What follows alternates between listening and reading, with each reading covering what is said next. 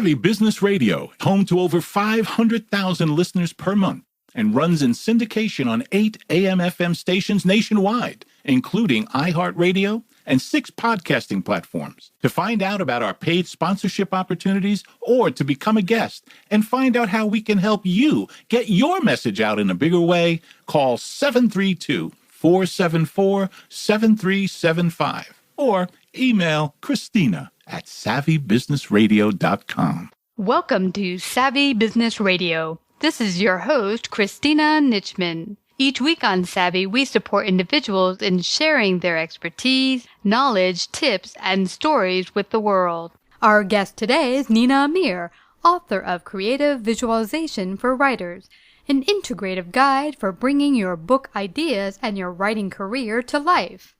She is an Amazon best-selling author, and today she shares how to bring your dream of writing your very own book to reality. Find out more about Nina at ninaamir.com. Hi, Nina. Welcome to Savvy Business Radio this morning. How are you? I am great. Thank you so much for having me on the show. You betcha. I'm really excited to have you out here. We spoke a little bit about this before the show, that you've done. You've been a coach for authors. You've helped them write books, and that's awesome because I had someone help me, and it didn't go quite so well. But you're going to share with people some of your top tips and stuff for going along those lines, and how to write the best book and make your dreams a reality if you've ever wanted to write a book. So why did you become a certified high performance coach after being a book author coach? What made you do that transition? What I saw was that the majority of aspiring authors were not writing. They talked a lot about writing, but they weren't writing. And then beyond that, there are a lot of things you have to do to be a successful author, to get your book to sell, like building platform online and promoting, and they didn't want to do that. And so I've always been a huge fan, I guess, of personal development. I mean, it's my passion, personal development.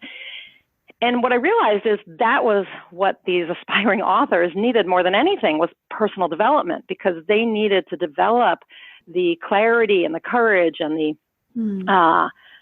energy and productivity and influence to succeed. And so I got certified as a high performance coach so that I could help them move to the next level. Of course, I don't just work with authors in this case. I work with anyone. But to me, the most successful people in the world invest a ton of time and money in their personal growth. And that to me is what's important. And I'm not looking to help people develop peak performance, which would be a day or a week or a moment where you're functioning at your highest potential. I'm looking for high performance, which is sustained levels of a higher performance, so that you are actually exceeding your norms on a regular basis and go, maybe I always talk about it like climbing the summit. Yeah. And you get to the summit and you don't slide back down to the bottom and start all over again. You look for the next summit and keep going. Yeah. That is high performance. And to me, that is the essence of what people who are successful do. And so I wanted to help anyone with that, but also authors who I just felt were really not functioning at their highest potential. Wow. This is really fascinating to me. I have a wonderful friend who has been an author for over 25 years. She's actually kind of got coined or put into a corner where she's been asked or commissioned to do bios. And that's like the thing she gets hired for. And it drives her crazy because she's wanted to get into writing her own stories, novels. And every time she writes one, she doesn't really get it like out there. And I'm so frustrated because I think that everyone would love to read her stuff. So why do you think like authors, even people who are like talented in writing, don't really realize their dream? What is it about the high performance that really helps them reach it? It's developing a clear idea of what you want to do. Okay, so yes, you want to write a book, but what do you want that book to do? Well, what's your big why? We all talk about the why, the meaning behind it. So you need to get very clear on what does success mean to you? And I know you've written about this. What does success mean to you as an author? And how are you going to achieve it? And then you have to have the courage to do that and the willingness. In my book, The Author Training Manual, I talk about author attitude. And it's the acronym WOOT, kind of like Arsenio Hall, right? Woot, woot, woot. Right? Because if you have it, you're going to be able to do that. You're going to put your fists in the air and you're going to yell WOOT. So it's willingness. You have to be willing to do the things it takes to succeed. And just writing the book is not enough. You have to be willing to work with editors. You have to be willing to promote and things that we don't always like to do. So you need that willingness. And then you need optimism. Optimists succeed way more often than pessimists for a variety of reasons.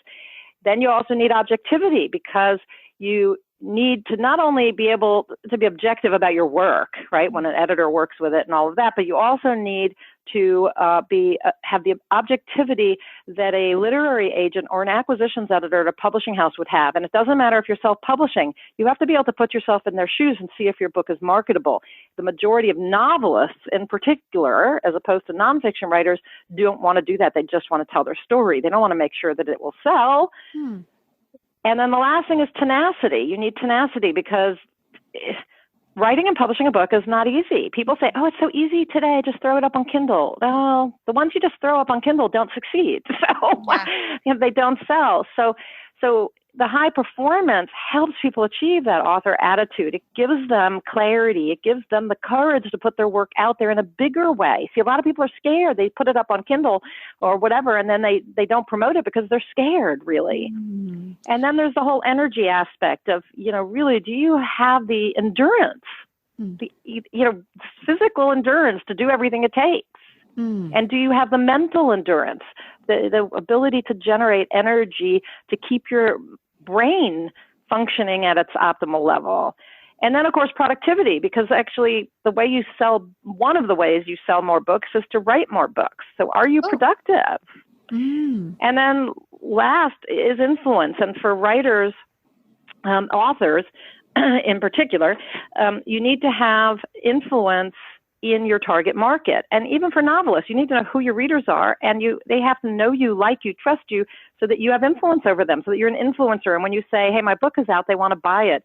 And this is enormously important for nonfiction writers. So for coaches and entrepreneurs and speakers who want to be seen as the thought leader or the expert in their market, you need to have influence with those people in your market, with that audience. But more than that, I find people need influence over themselves. They need the influence over, and that is that willingness part. But influence over yourself is, oh, well, I don't really like promotion or platform building, but I'm going to do it anyway because I know it's getting me where I want to go. So all of that comes together. Well, Nina, that was a lot. But I see everything you touched on there is awesome information and could help any entrepreneur. All of those elements, I think, take a successful person, and regardless of what business or venture you're going to go into, you need all of those elements, I would assume. Oh, yeah, for sure, because you need to master your physiology, because if you want to succeed in any business, right, you have to have the energy and the endurance to do it, and you have to be able to raise your energy, right? You need to, there's just so much about physiology. We need to sleep enough. We need to drink enough water. We need to, be able to energize our body so that we feel good and we bring this high energy to whatever we're doing. And then we need to master our psychology. The thing that stops everyone is themselves. That's what's stopping them. So people will say to me, what do you think's stopping me? You, that's the answer. You're stopping you. Wow. And so we have to manage our psychology. We have to learn how to control where we place our thoughts, manage our attention, really. Yeah. And then, of course, we still need to master our productivity and our influence. And then beyond that, there's actually, knowing your purpose. And being present every day so that you can actually say, in the moment, am I on purpose? Am I doing something that's getting me where I want to go? So that all comes together. And yes, everyone needs that. Well, I'm seeing here that this really requires you, and Austin, you just said the word a few moments ago, and that requires presence, becoming more and more present to yourself, not to everything outside of yourself. Because I've talked to, we've had a lot of coaches on, a lot of service-based entrepreneurs of different sorts. And for coaches in particular, I notice that often they'll look outside themselves. Oh, I just need that one more workshop, that one more certification. Then I'll be getting all these clients and whatever. And I fell into similar things, buying certain products or certain help, thinking if I just got that, my business would explode. And it's not. It really takes you really owning up to what part am I playing in this not working, and what can I do differently? Right. For instance, like if I get a rejection from something in the past, I would often see that as, oh, okay, this doesn't work, and give up. When I started Savvy, I started to use prayer a lot more for myself and say, okay, God, where do you think my purpose is? Lead me in prayer to where I should be. And Savvy Business Radio came about for me as this is where you're supposed to be. But a lot of times, every time I would get inclination, move here, move there, this is where you should be. Sometimes it didn't feel comfortable. It didn't feel like something I'd be good at. And I just went with the push that this is where you should be. And when I did that and didn't question it, went in faith, things started to open up that I wouldn't have expected. But knowing your own person, as you said, like what stops you? A rejection, does that stop you? Do you not get up and keep going? What is the stopper for you that keeps you from not keeping motivated and keeping that momentum up? Right. Exactly right. Yeah. Right. You have to be present with yourself, and you have to be present in the moment. And that's, the more conscious we are, the more able we are to hear the messages or to receive the messages and notice them, right? And to act on those. And I think that's really important. Absolutely. Now, you mentioned before, and I thought this was fascinating because I wrote my book, and it's not been published yet out there, but I'm still in the process of editing and all that. But I wrote it through my blog. It was called 101 Mistakes and What I Learned About Business. And you said that you really help people and authors use as a method to get their message out there by using their blog to write a book. But there's a certain way you do it. You said that often people don't do it the right way to get the best benefit. Share a little bit about that. Right. So I wrote a book called How to Blog a Book, and I blogged it. I actually started a blog in order to write my book and share it freely with everyone. And this was at the height of what we called the blog to book trend, where a lot of bloggers were getting book deals. And so I decided, well, why not just actually write your book there and drive traffic and get a book deal that way, or successfully self-publish because you built the audience. So that is one way to do it, is to actually plan out your book and blog it. There's a strategy to that with leaving some off the blog and, so that you have something new for the book. But the way you did it, we call booking a blog, because you're basically taking existing blog posts and you're repurposing them into a book. Okay. And that can be done as well. But what happens for most people is they just decide, oh, I have a ton of content, there must be a book here. And they say, oh, well, I'll pull these 20 blog posts off and that will be my book. But what they haven't done is they haven't planned out the best book they could write. They're just doing the easy thing.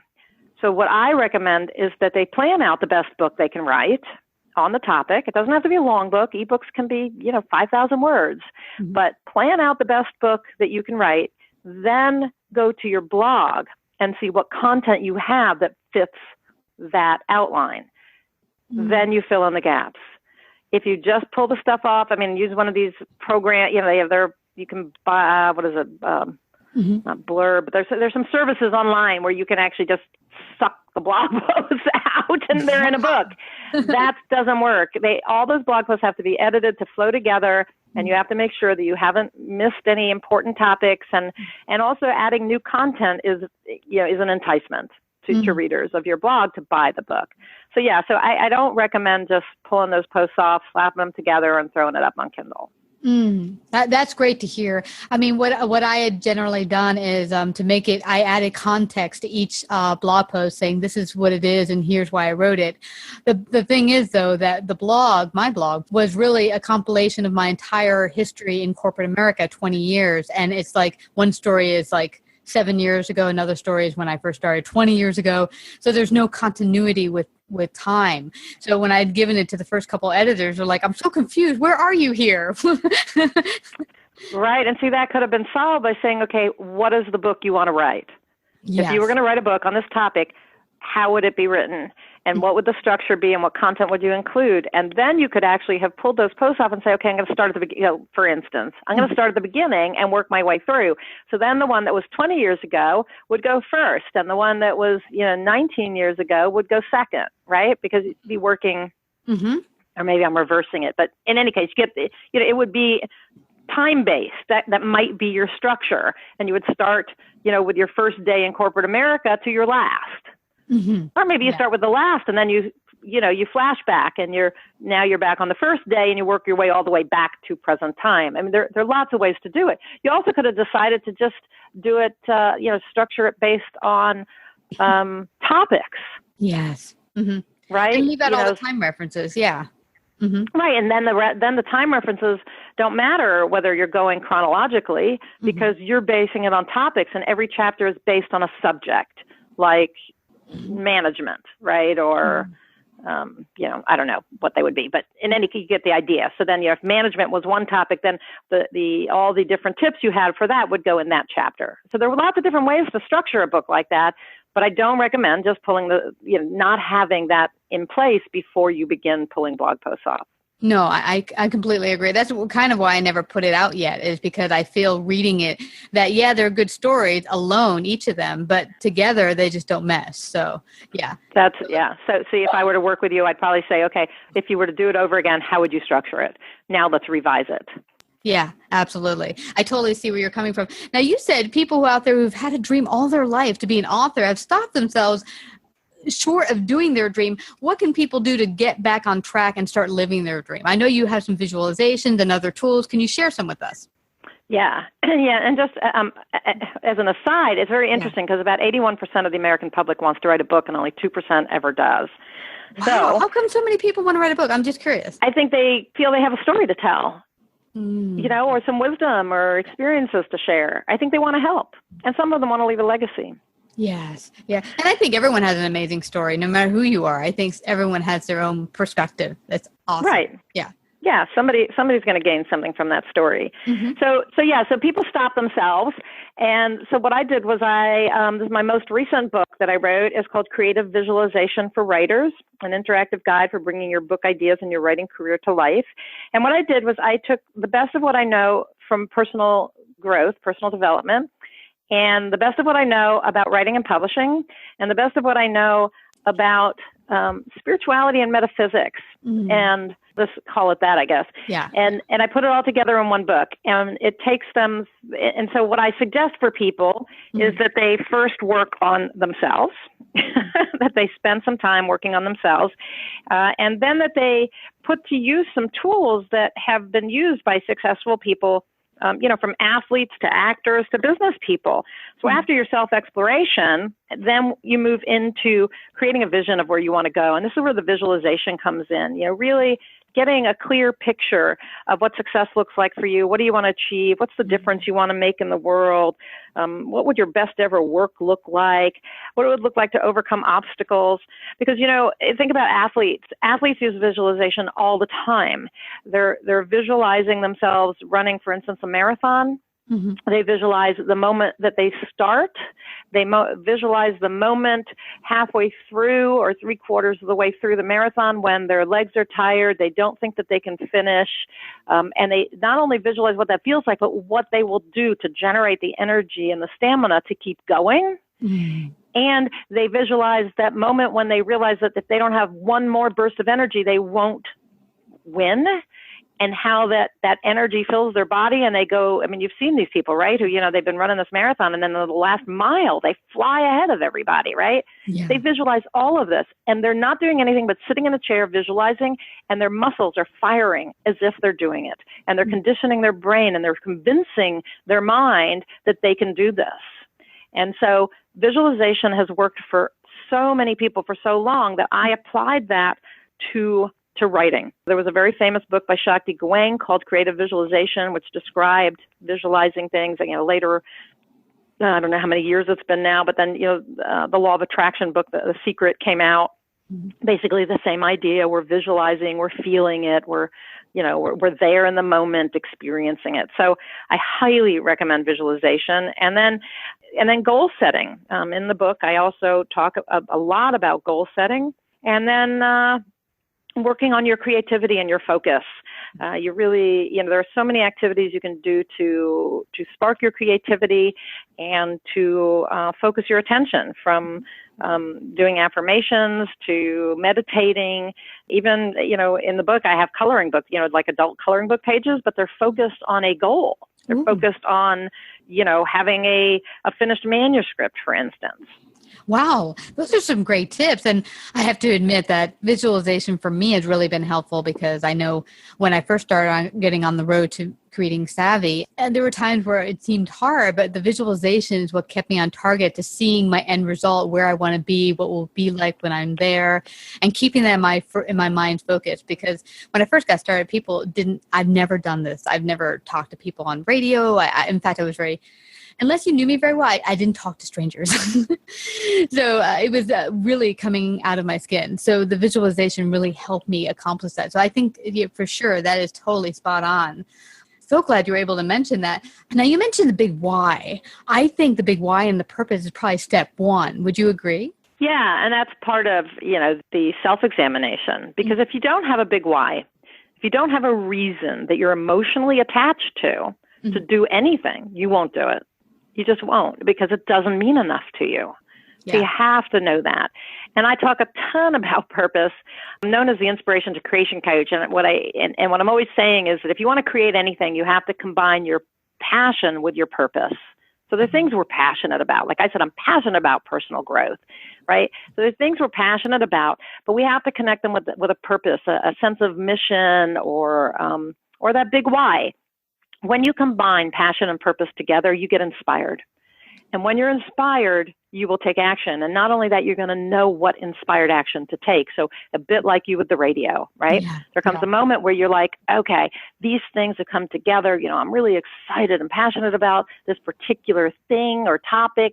I feel like my purpose is to get out there and share this and help people transform. And so if I think about how I can do that, boom, radio. Yeah. I'll do a radio show. That feels right. That's my inspired action. That's how we create things in our lives. Wow. And you mentioned meditation a little bit before. I know before, when I first got my business started, one of the things I started to do is a lot more of that. And for me, also walking meditation works. But I found that a moment like that, I was really just, being with myself. I heard someone doing a podcast, and that's where the inspired moment came for me. That I heard someone being interviewed, and something inside of me, deep inside of me, said, you need to do that. And, at first I was like, what are you talking about? But no, those inspired actions come when you give yourself time to be with yourself and to really listen to that inner voice. Right. Exactly right. And I'm a big proponent of walking meditation. I even do cycling meditation. Because when I get on my bike, it's like your mind is focused on the cycling or the walking, but it allows it's like any meditation or a mantra, using a mantra. It allows the subconscious brain to send messages to you.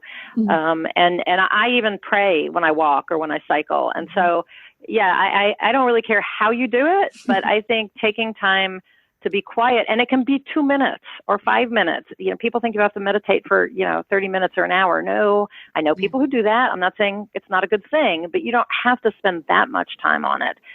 And prayer, if you're a person of any kind of faith, I don't care whether it's a organized religion or just you feel that there's a higher power or source energy, speak to it. Yeah. And then listen. It's the prayer is the speaking and the meditation is the listening. Yes. One thing I've had to work on is being quiet so the God can speak back. That's right. Not a one-sided conversation here. Yeah. But it's been wonderful having you out here, Nina. I want you to let everyone know where they can find out more about you, work with you, hire you to become a coach for them, maybe even help them write their next book. Share that with them. So you can find me at NinaAmir.com. So it's NinaAmir.com. And if they're interested, if anyone who's listening is interested in the high performance coaching, I offer a free 1-hour session. You can go to NinaAmir.com/free session, or just click on personal growth when you get to NinaAmir.com and high performance. And at the very bottom of the page is a link to the application that you will then email me after you fill it out. And then for any kind of author coaching, author training, I have a whole curriculum to prepare people to become published authors, and that's the author training. Author coaching is personalized, so you come and you ask me questions and we work together. The easiest place to find that and book coaching and ghostwriting and editing, all of that is actually, you can click on at NinaAmir.com on writing and publishing, but the easiest place to go is to my other site called WriteNonfictionNow.com. The author coaching I actually can do for novelists as well as the author training. It's for anyone. But my specialty is nonfiction. So for your coaches, your entrepreneurs, your speakers who are listening, that is my area of expertise. And basically, if you have any questions or want to know more, you can just go to ninaamir.com and email me. It's very simple, nina@ninaamir.com, and I'd be happy to direct you to the right information. Wonderful. Well, I just want to thank you again. This is so informative. I'm sure it'll help a lot of people out there who've been stuck, who's had that book in the dust, can, get the dust off of it, get going, hire you, and get that book out there that they want to tell the world and share with the world to help the world. So I want to thank you again, Nina, for coming to Savvy Business Radio. Oh, it's my pleasure. It's my pleasure. I really enjoyed the conversation and talking about my different books. And that's the other thing that your listeners can do is just go to booksbyninaamir.com and find any of those books to get started. But thank you so much for the opportunity. I've really enjoyed it. Oh, me too. Thank you so much, Nina. You have a fabulous rest of the day. You too.